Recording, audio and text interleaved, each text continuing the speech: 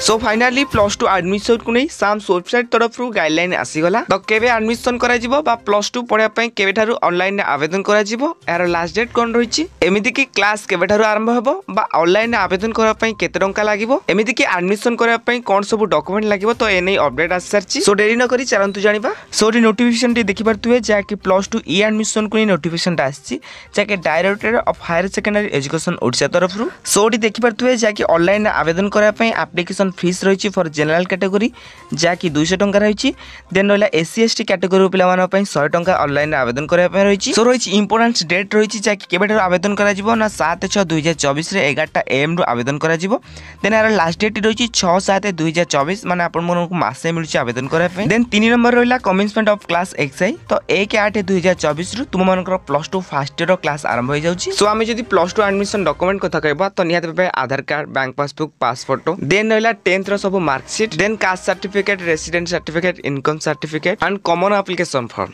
सो ए पर्यंत तुम नोटिफिकेशन आसेनी कि तो क्यों डेट रे तुम फास्ट मेरिट लिस्ट प्रकाश पाइबो सो डेट आसले आपण मन को जणाई देबी सेति पर्यंत आपण माने जमे पहले ओरेडी होंतु नहीं जदी वीडियो टी हेल्पफुल लागिवो देन आपण माने वीडियो को लाइक करी निहात भाबे संग मान वीडियो टी शेयर कर देबे।